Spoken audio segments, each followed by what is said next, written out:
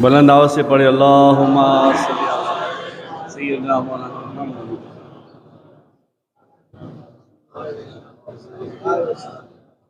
ایک بار اور پڑھے اللہم صلی علی سیدنا۔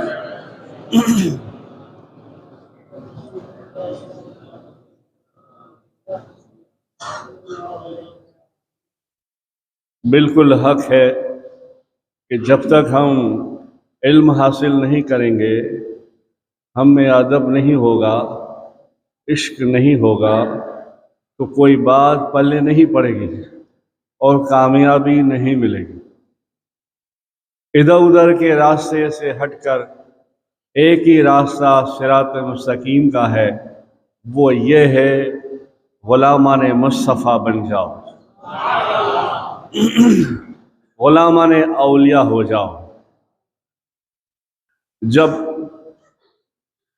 ان کی غلامی میں، ان کے عشق میں، ان کے ادب و احترام میں رہو گے تو یہ دنیا بھی تمہیں سلام کرے گی، آخرت میں بھی تمہیں عزت ملے گی۔ ہمارے نصیب بہت اچھے ہیں،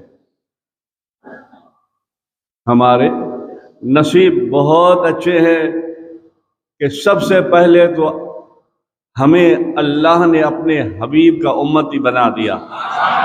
بلند آواز سے، بلند آواز سے۔ اور بار بار میں کہتا ہوں، اس لیے تمہارے دماغ کو چونٹ لگاتا ہوں کہ تمہارے دل میں ایک کیفیت پیدا ہو کہ کتنے ہم خوش نصیب ہیں۔ 12 نبیوں نے دعائیں مانگی، اللہ ہمیں امت مصطفیٰ، امت احمد مصطفیٰ بنا دے، مگر ان کی نہیں سنی گئی اور ہمیں بنا دیا گیا۔ ہم نبیوں کے نبی کے امتی ہیں، امتیوں میں بھی امتی سردار ہیں۔ ہمارا ذکر ہے قرآن اور حدیث میں کہ میرے حبیب کی ایسی امت ہوگی، ایسی امت ہوگی، ایسی امت ہوگی۔ بالکل مولانا مستقیم کی بات کو لے کر ایک بہت بڑی بات، چھوٹی ہے مگر بہت بڑا رتبہ رکھتی ہے، شاید تمہارے پلے پڑ جائے تو ایک موتی دے رہا ہوں رحمت کا۔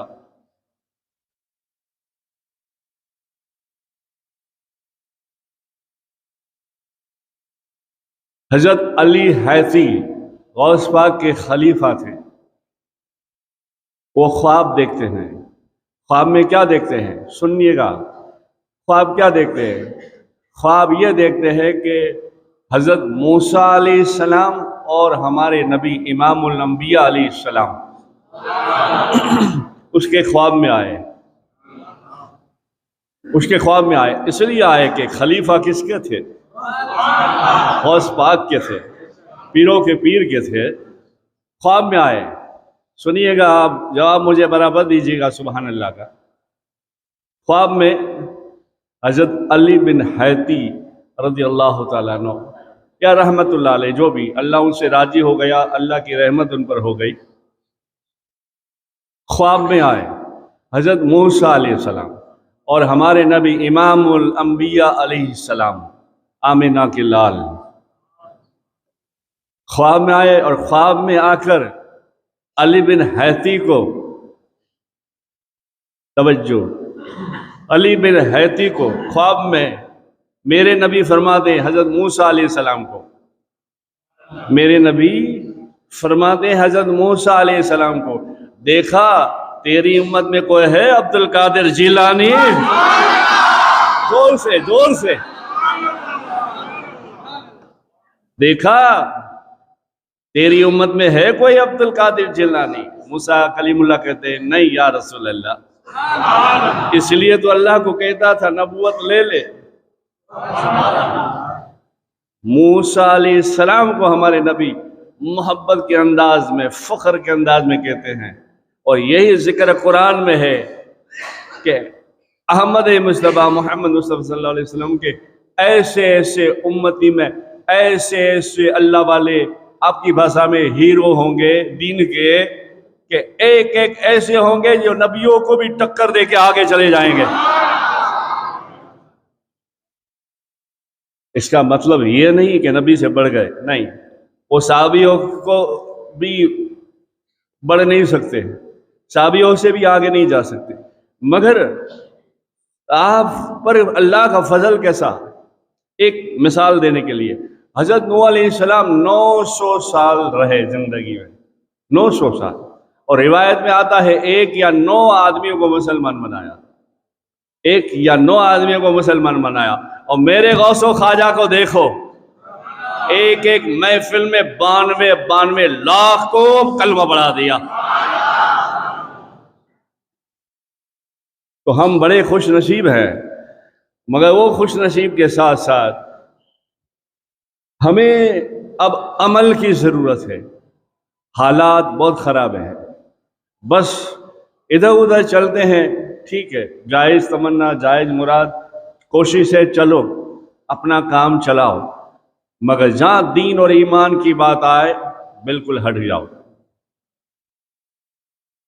اور بالکل اللہ والوں کے راستے پہ چلنے لگو اور بن جاؤ ایسے۔ کیوں کہ سب کچھ ہمارا ایمان ہے، سب کچھ اللہ کے ہاتھ میں ہے۔ اور ایک حدیث ہے، بہت حدیث میں کم پڑھتا ہوں، پھر بھی کبھی تمہیں مثال دینے کے لیے، رب موتی آنا قاسم، یعنی رب دیتا ہے اور ہمارے نبی بانٹتے ہیں۔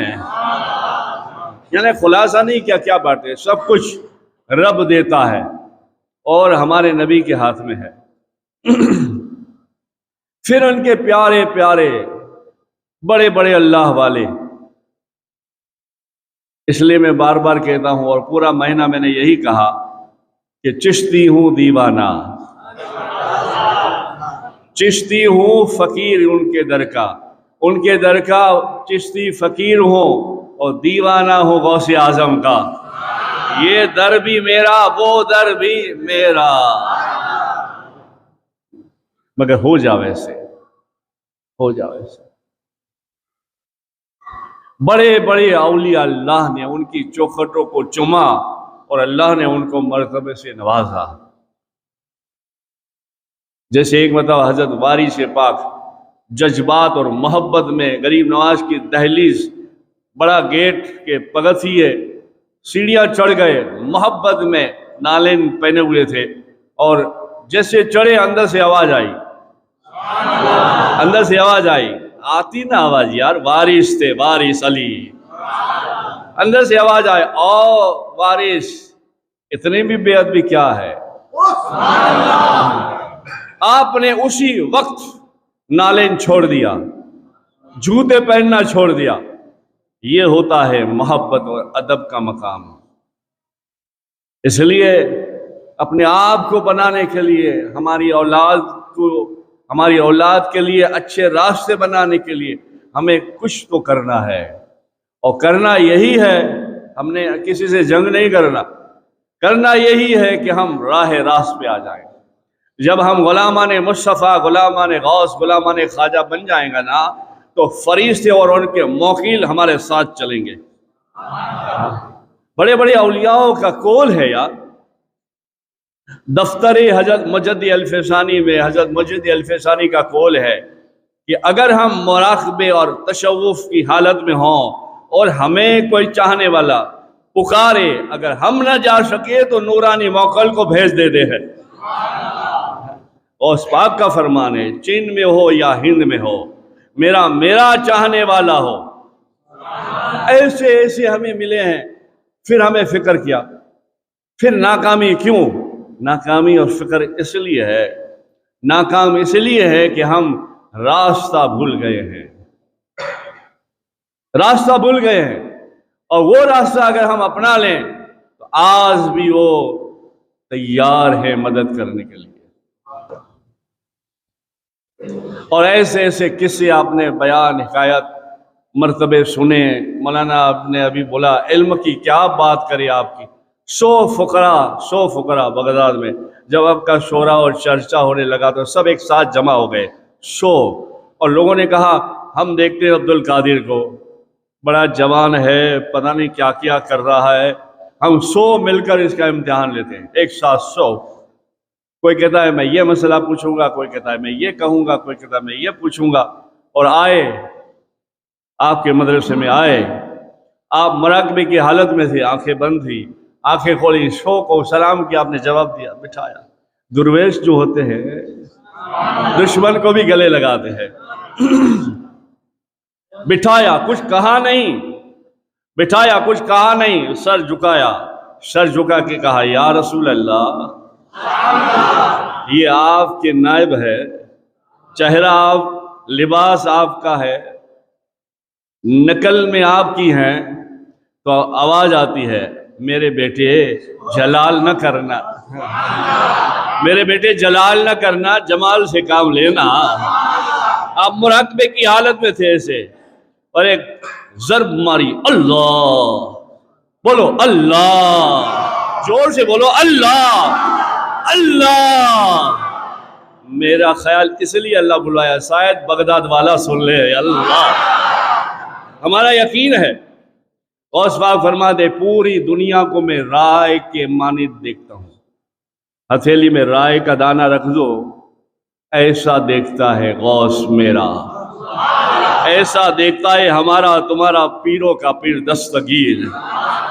تو ہماری مسجد آل رسول بھی دیکھتا ہوگا، مستقیم کا بیان، آپ کا بیان، میرا کچھ کہنا، فقیر کا بھی سنتے ہوں گے، ہمارا یقین ہے۔ اب کہنا یہ ہے کہ جب غوث ہتھیلی میں رائے کے دانے کی طرح دنیا دیکھتی ہے تو آمینہ کے لال کیسے دیکھتے ہوں گے؟ بس اپنے ایمان کو، یقین کو مضبوط کرو، ایمان اور یقین مضبوط ہوگا تو بیڑا پار ہوگا۔ سو آئے سو امتحان لینے کے لیے، آپ ایسے آنکھیں بند ہیں اور صرف اتنا کیا، اللہ، ایسے ہی کیا، اور دل سے نور کی شعائیں نکلنے لگی، ایک بجلی کی طرح ایک نور چمکا، اور بہت سارے نور کی کرنیں باہر نکلی اور ہر عالم کے دل میں پہنچی، اور اس کا سوال کا جواب بھی مل گیا۔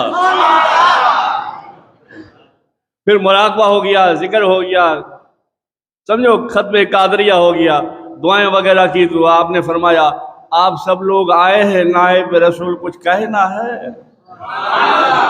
سب ہاتھ جوڑ کے، بلکہ ایک کتاب میں جمال مصطفیٰ میں یہاں تک لکھا ہے، مظہر آئینہ غوث الورا میں یہ بات کو آگے بڑھایا ہے، وہ یہ کہ آپ نے جب مراقبہ کیا اور نور کی شعائیں ان کی طرف توجہ کیا، نور پھینکا ہماری بھاشا میں، تو ان کے دل میں ایک فڑفڑاہٹ مچ گئی، ایک تڑپ پیدا ہو گئی۔ وہ تڑپ کی حالت میں سب کے سب وہاں جہاں جہاں وہ بیٹھے تھے اٹھ گئے، کھڑے ہو گئے، اور رشک کرنے لگے، اللہ کا ذکر اور نعرہ مارنے لگے، اور سارے کے سارے ایک دوسرے پہ گرتے غوث پاک کے قدموں میں آ گئے، اور کہا اے عبد القادر جیلانی، معاف کیجئے، سوال کوئی نہیں ہے، اب مرید بنا دیجئے۔